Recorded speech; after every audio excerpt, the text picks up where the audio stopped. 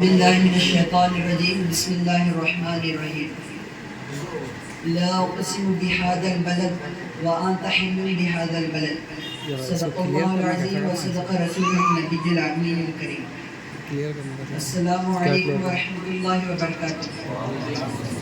اللہ تبارک و تعالیٰ کا لاکھ کروڑ شکر ہے کہ اس نے ہمیں اپنے پیارے حبیب محمد مصطفیٰ صلی اللہ علیہ وسلم کی امت میں پیدا فرمایا، اور لاکھوں کروڑ شکر ہے کہ اس نے ہمیں اس کے پیارے حبیب صلی اللہ علیہ وسلم کے میلاد کی محفل میں حاضر ہونے اور کچھ کہنے اور کچھ سننے کا موقع عنایت فرمایا۔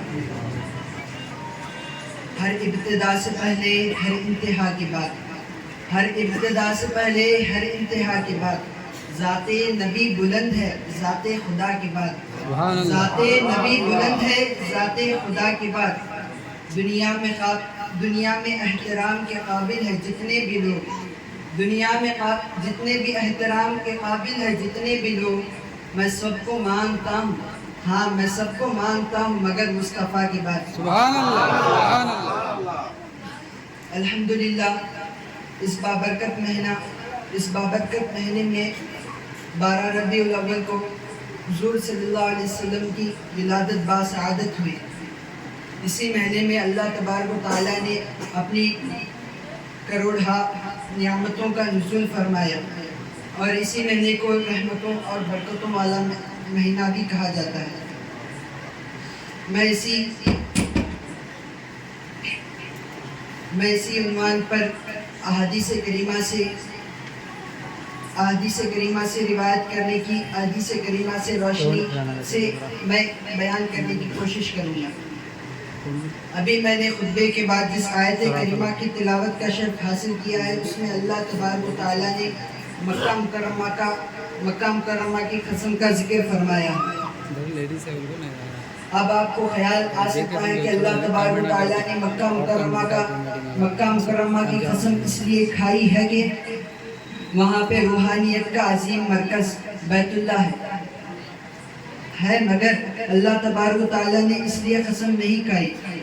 مکہ مکرمہ میں بیت اللہ ہے، حجر اسود ہے، صفا مروہ ہے، جبل نور ہے، جبل رحمت ہے، مگر اللہ یقیناً مکہ مکرمہ کو یہ سب عظمتیں حاصل ہیں، لیکن اللہ تبارک و تعالیٰ نے ان سب عظمتوں کے سبب مکہ مکرمہ کی قسم نہیں کھائی، بلکہ جب حضور صلی اللہ علیہ وسلم کی ولادت مکہ مکرمہ میں ہوئی۔ سب سو رہے ہیں کیا؟ تو پھر کوئی جواب سبحان اللہ کچھ بھی کہیے، میرے کو ایسا لگ رہا ہے کہ پوری محفل سو رہی ہے۔ مکہ مکرمہ میں جب آپ صلی اللہ علیہ وسلم کی ولادت ہوئی تو حضور صلی اللہ علیہ وسلم جب مکہ مکرمہ میں قیام فرمانے کا ارادہ فرمایا تو اللہ تبارک و تعالیٰ نے اپنے پاکیزہ کلام میں حضور صلی اللہ علیہ وسلم کے صدقے میں مکہ مکرمہ کی قسم ذکر فرمایا۔ ارشاد ہوا کہ لا اقسم بہذا البلد وانت حل بہذا البلد، اے نبی اس شہر مکہ کی قسم، اے نبی اس شہر مکہ کی قسم، کیونکہ اس شہر مکہ میں آپ تشریف فرما ہیں۔ اللہ تبارک و تعالیٰ نے حضور اکرم صلی اللہ علیہ وسلم کے وجہ سے قرآن کریم میں مکہ مکرمہ کی قسم ذکر فرمایا۔ اس بابرکت نبی اور بابرکت رسول کے صدقے میں ان کی ولادت کا ذکر کر کے ہم سب کے روح کو جلا عطا کرے اور ایمان کو تازگی بخشنے کی توفیق عطا فرمائے۔ حدیث ترمذی میں ہے کہ حضرت ابو ہریرہ رضی اللہ تعالیٰ روایت کرتے ہیں، تمام صحابہ حضور صلی اللہ علیہ وسلم کے دربار اقدس میں موجود تھے۔ صحابہ نے عرض کیا، یا رسول اللہ آپ کو نبوت کب حاصل ہوئی؟ سرکار دو عالم صلی اللہ علیہ وسلم مسکرائے اور کہا، میں اس وقت بھی نبی تھا جبکہ آدم علیہ السلام روح اور جسم کے درمیان تھے۔ اس وقت بھی میں نبی تھا جبکہ آدم علیہ السلام روح اور جسم کے درمیان تھے۔ اس وقت نہیں تھا، سرکار نے یہ نہیں کہا کہ میں اس وقت نبی تھا جبکہ آدم علیہ السلام دنیا میں آئے، اس وقت میں نبی نہیں تھا جبکہ آدم علیہ السلام جنت میں گئے تھے، بلکہ یہ فرمایا کہ میں جب حضرت آدم علیہ السلام روح اور جسم کے درمیان تھے، میں اسی وقت سے نبی موجود ہوں۔ یوں تو آپ صلی اللہ علیہ وسلم تمام انبیاء کے بعد آخر میں تشریف لے آئے، مگر آپ صلی اللہ علیہ وسلم کا نور پاک تمام انبیاء سے، تمام کائنات سے پہلے پیدا کیا گیا۔ حضور صلی اللہ علیہ وسلم ارشاد فرماتے ہیں، اول ما خلق اللہ نوری، اللہ تبارک و تعالیٰ نے میرے نور کو تمام کائنات سے پہلے پیدا فرمایا۔ اور ایک حدیث میں ہے کہ حضرت جابر رضی اللہ تعالیٰ روایت کرتے ہیں، میں حضور صلی اللہ علیہ وسلم کے بارگاہ اقدس میں بارگاہ برکت میں حاضر ہوا اور عرض کرنے لگا، یا رسول اللہ، میرے ماں باپ آپ پر قربان۔ اللہ تبارک و تعالیٰ نے اس کائنات میں سب سے پہلے کیا چیز اور کیا بنایا؟ حضور صلی اللہ علیہ وسلم نے فرمایا، اے جابر، بے شک اللہ تبارک و تعالیٰ نے اس کائنات میں سب سے پہلے تمہارے نبی کے نور کو اپنے نور سے پیدا فرمایا، ہمارے نبی کے نور کو اپنے نور سے پیدا فرمایا، اور وہ نور اللہ تبارک و تعالیٰ کی منشا کے مطابق، اللہ تبارک و تعالیٰ کی منشا سے جہاں چاہے وہ سیر کرتا رہا، جبکہ دوزخ تھی نہ جنت، دنیا تھی نہ برزخ۔ اسی بابرکت نبی جن کے صدقے میں وہ نور اللہ تبارک و تعالیٰ نے جب تخلیق کیا تو وہ نور جہاں چاہے سیر کرتا رہا۔ اسی طرح جب وہ نور حضرت آدم علیہ السلام کے پشت مبارک میں جب آدم علیہ السلام کے پشت میں آیا تو آدم علیہ السلام کو مسجد ملائکہ بنا دیا گیا، اور جب وہ نور حضرت نوح علیہ السلام کے پشت مبارک میں آیا تو نوح علیہ السلام کی کشتی کنارے پہ جا کے رکی۔ جب وہ نور حضرت ابراہیم علیہ السلام کے پشت مبارک میں گیا تو جب ان کو آگ میں ڈالا گیا تو وہ آگ بھی گلزار ہو گئی۔ اسی طرح تمام رسولوں کو، تمام نبیوں کو وہ نور حاصل ہوتا رہا، وہ نور سے مشرف ہوئے تمام انبیاء کرام۔ حقیقت یہ ہے کہ حضرت آدم علیہ السلام کو سجدہ کرنے کی حقیقت یہ ہے کہ، اور فرشتوں کو یہ حکم دینا کہ سجدہ کرنے کی، صرف یہی مقصد تھا کہ حضرت حضور اکرم صلی اللہ علیہ وسلم کا نور مبارک حضرت آدم علیہ السلام کے جبین مبارک میں موجود تھا۔ کیا ہم سب حضور صلی اللہ علیہ وسلم کی میلاد پر خوشی منانا کیسے ہے؟ انسان کی طبیعت اور اس کی فطرت ہے، جب کوئی اسے تکلیف یا کسی غم لائق ہو جاتا ہے تو یا کسی بات کی تکلیف ہوتی ہے تو اس کے چہرے پر غم کے آثار نظر آ جاتے ہیں، یا جب اسے کوئی خوشی کی بات یا کوئی حسین منظر یا اللہ تبارک و تعالیٰ کی کوئی نعمت اسے حاصل ہو جاتی ہے تو اس کے چہرے پر خود بخود خوشی کے آثار نظر آ جاتے ہیں۔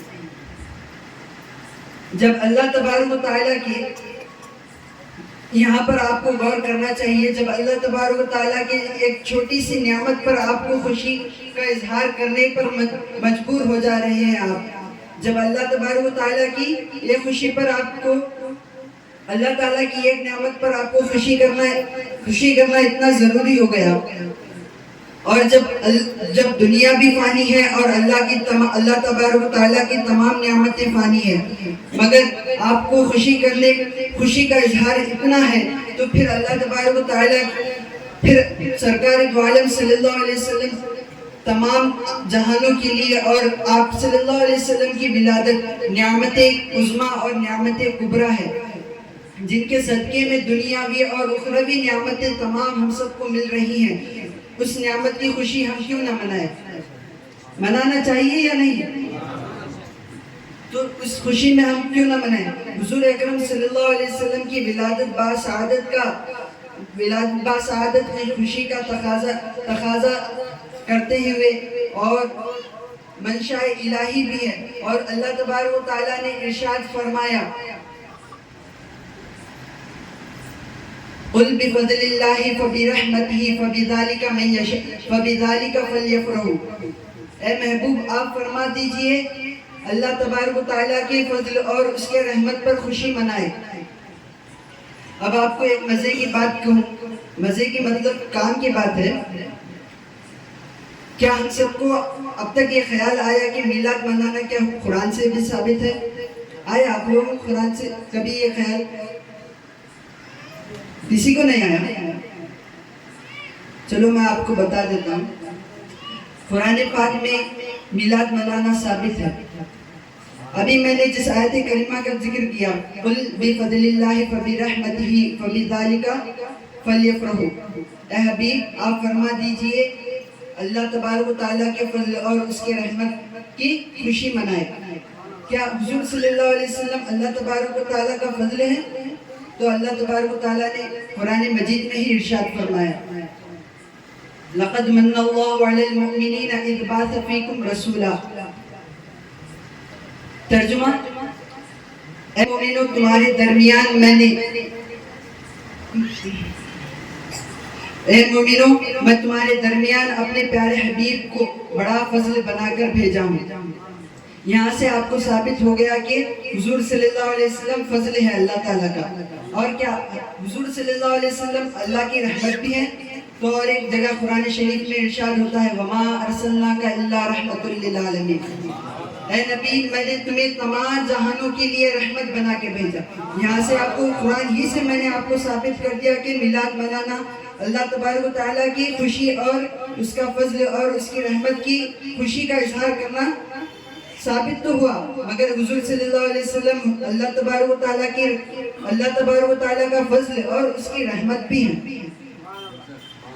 تو آپ کو یہاں سے اللہ تبارک و تعالیٰ کی سب سے بڑی نعمت اور اس کا سب سے بڑا فضل حضور صلی اللہ علیہ وسلم ہے، تو ہم کیوں نہ میلاد منائیں۔ میں اسی کے عنوان پر کچھ اشعار لکھا تھا، آپ کو عرض کروں گا۔ کرتے رہنا نبی کی ثنا ہر گھڑی، کرتے رہنا نبی کی ثنا ہر گھڑی، ہے یہ نسخہ تیری ہر خوشی کے لیے، ہے یہ نسخہ تیری ہر خوشی کے لیے۔ کر لیا میں نے یہ زندگی سے عہد، کر لیا میں نے یہ زندگی سے عہد، جینا مرنا ہے اپنے نبی کے لیے، جینا مرنا ہے اپنے نبی کے لیے۔ کی ہے حسان جب ان سے تو نے وفا، کی ہے حسان جب ان سے تو نے وفا، شادمانی ہے تیرے زندگی کے لیے، شادمانی ہے تیرے زندگی کے لیے۔ اللہ تبارک و تعالیٰ سے دعا ہے کہ میلاد کی ساعتوں اور اس کے رحمتوں سے ہم سب کو مالا مال فرمایا، اور حضور صلی اللہ علیہ وسلم کا عشق ہم سب کے دلوں میں عطا فرمایا، اور ہم سب کو مدینہ منورہ کی حاضری نصیب عطا فرمایا۔ اب آپ سب کو میں ایک اشعار سنا کر میری تقریر کو ختم کر دیتا ہوں۔ کوئی گل باقی رہے گا نہ چمن رہ جائے گا، کوئی گل باقی رہے گا نہ چمن رہ جائے گا، پر رسول پاک کا دین حسن رہ جائے گا۔ کوئی گل باقی رہے گا نہ چمن باقی رہے گا، کوئی گل باقی رہے گا نہ چمن رہ جائے گا، پر رسول پاک کا دین حسن رہ جائے گا۔ سب فنا ہو جائیں گے جامی، سب فنا ہو جائیں گے کافی وہ لیکن حشر تک، سب فنا ہو جائیں گے کافی وہ لیکن حشر تک، نعت حضرت کا زبانوں پہ سخن رہ جائے گا، نعت حضرت زبانوں پہ سخن رہ جائے گا۔ وآخر دعوانا ان الحمدللہ رب العالمین۔